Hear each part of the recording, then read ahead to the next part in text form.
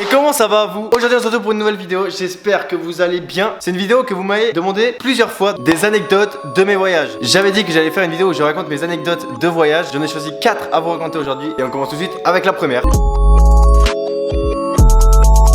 Alors la première histoire, ça se passe à Madrid. Pour vous expliquer, moi et ma famille, on avait pris un hôtel dans un quartier plutôt chaud. Il y avait plein de prostituées, c'est-à-dire qu'on se levait à 7h du matin, il y avait une vieille de 50 ans, les seins à l'air. C'est pas le plus agréable après le petit déjeuner. Enfin bref, je vous épargne les détails, mais on en a vu des vertes et des pas mûres. Lors d'une nuit, avec mes sœurs, parce que moi j'avais ma chambre avec mes sœurs et mes parents, ils avaient une chambre à eux. On était les trois, on allait dormir. Et tout d'un coup, on entend des bruits de meubles qui se déplacent genre à l'étage du dessus. On comprenait pas trop parce qu'on avait l'impression que des gens déménageaient à 4h du matin. Au début on s'en fichait un peu parce qu'on était dans un quartier de base qui était animé avec une discothèque à la droite et plein de prostituées. C'était pas ouf. Mais par la suite, les bruits ils ont continué et sont jamais arrêtés. Du coup on a appelé la daronne qui est venue dans la chambre pour vérifier s'il y avait bien des bruits. Elle est arrivée, elle est restée posée avec nous. Et il y avait des bruits. Du coup, ni une ni deux, la daronne va se plaindre à la direction parce que c'est pas possible. La réceptionniste, elle, est venue à son tour dans la chambre. J'étais en caleçon, comment vous dire que j'étais pas très bien. Au moment où la réceptionniste arrive donc dans la chambre, plus rien. Plus rien. Plus rien. What the fuck quoi. Mais après quelques secondes, les bruits, ils ont recommencé. Les meubles ont recommencé à danser la zumba en haut. Et ça fait zumba café. J'étais beaucoup trop inspiré là. Et là, du coup, elle monte à l'étage, elle va voir dans la chambre. Et là... Y'a personne. Je m'en suis jamais remis de cette... Donc la réceptionniste descend et nous annonce la nouvelle, effrayante pour le coup. On pouvait pas changer de chambre parce que l'hôtel était complet. Et du coup c'est une histoire que on ne saura jamais la vérité. Donc ça fait très très peur. Et moi j'ai les chocottes mon gars, j'ai les chocottes putain. La deuxième anecdote, ça vient des States, motherfucker. On était donc à Los Angeles, toujours avec la même famille parce que... Non. What the fuck. Donc on était à Los Angeles, avec ma famille, on attendait un bus. Il était à peu près 23h, on avait passé une petite soirée. J'avais fait cette photo là, à côté du pont. On n'était pas à Los Angeles, du coup on était à San Francisco. Bon du coup on était à San Francisco.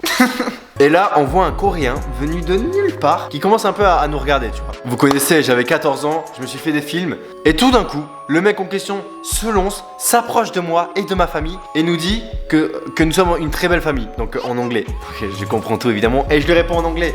Je lui dis tout de suite yeah, what the fuck. C'est très gentil hein, comme avance, mais par la suite il s'éloigne, nous aussi, tout le monde reprend sa vie. Mais lui il continue à nous fixer en souriant. Et là ça devient un peu glauque. Et là, le monsieur en question revient une seconde fois. Et pas pour nous parler, il veut une photo avec moi. Ouais, je suis une rosta, ouais. C'était un petit Coréen, il avait l'air très très gentil.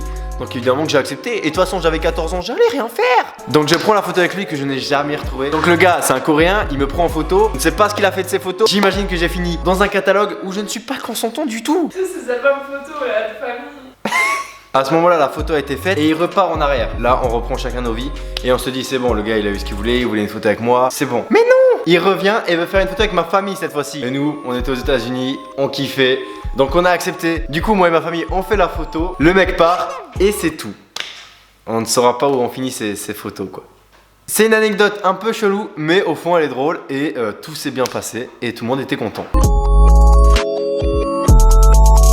Troisième anecdote, et là les gars, j'aurais pu ne jamais vous la raconter. Je vous explique le contexte. On était à côté de Bilbao. Moi et ma famille, on était dans une demeure. Mais, information importante, il n'y avait pas de wifi. À côté de cette demeure, il y avait un restaurant où il y avait du wifi.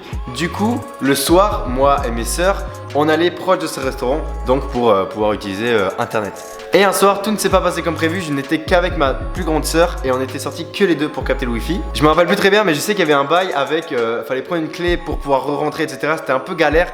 Du coup, ce qu'on avait fait avec ma sœur, c'est qu'on avait pris un bâton pour coincer la porte, pour pas qu'elle se ferme et pour qu'on puisse rentrer directement. Et vous allez voir par la suite, heureusement qu'on l'a fait. Merci à ce petit bâton qui est d'ailleurs juste là-bas. Du coup, tout se passe bien, moi et ma sœur, on chill, on surfe sur internet. Et là, on commence à voir un jeune au bout de la rue, 2 jeunes, 3 jeunes, un groupe de personnes qui commencent à se réunir, qui passent une fois, 2 fois devant la demeure.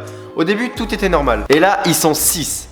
Et moi, j'étais encore plus jeune que les États-Unis, j'avais 13-12 ans. Du coup, moi, j'étais face à tous ces mecs et ma soeur était dos à eux. Donc elle les voyait pas. Moi j'ai vu qu'il y avait un gars qui était sur son vélo, un mec qui avait un bâton et que les gars nous regardaient énormément. Vraiment, ils nous fixaient vraiment. Tout d'un coup, je vois qu'ils commencent à se rapprocher vers nous.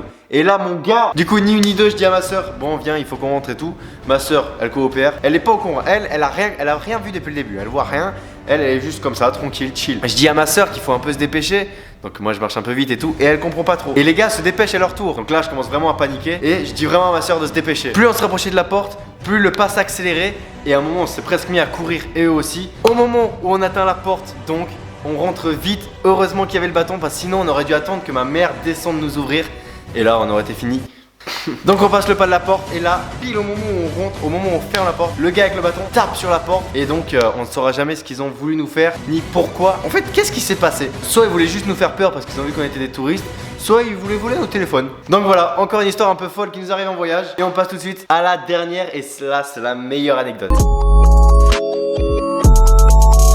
On retourne aux États-Unis cette fois-ci, on est à Los Angeles et plus précisément à Venice Beach. Donc voilà, on avait passé la journée, c'était trop cool. On a décidé vers 18h-19h de se poser en terrasse. Ma soeur prend un coca, moi je prends un thé froid, pêche, team pêche dans les commentaires. Donc tout va bien, on a passé une super journée et tout. La veille, on avait vu sur les stories Insta qu'il y avait Mr V, aka Yvick, ma bite, aux États-Unis, donc on s'est dit, mec, ce serait ouf qu'on le croise. Donc on gardait un œil vigilant un peu sur ce qui se passait autour, au cas où. Et là, ma soeur, elle voit un mec, elle dit, purée, il ressemble trop à Kev Adams. Il était en vélo et il venait de rentrer dans un magasin à ce moment-là. Il était avec toute sa famille, vraiment. Petite sortie entre famille. Du coup, je me rapproche du magasin où Kev Adams venait de rentrer. Il était avec ses cousins, sa famille. Du coup, moi j'attendais qu'il sorte du magasin parce que j'allais pas le déranger alors qu'il était en train d'acheter des trucs. J'étais dehors comme ça, j'étais avec ma famille. Et là, il sort et trop gentil. Il nous parlait tout. Donc on fait la photo est juste là. On l'a fait juste devant ce magasin donc. Et il s'en va, continuer ses vacances et nous aussi. Et tout le monde est heureux. En tout cas voilà, j'espère vraiment que ces 4 anecdotes vous auront plu. Dites-moi dans les commentaires c'était laquelle votre préférée. Moi personnellement je kiffe celle de Kev Adams parce que c'est trop incroyable. N'hésitez pas à mettre un like et à commenter cette vidéo. On se retrouve tout bientôt pour une nouvelle vidéo. Quant à moi, je retourne aux États-Unis. Ciao.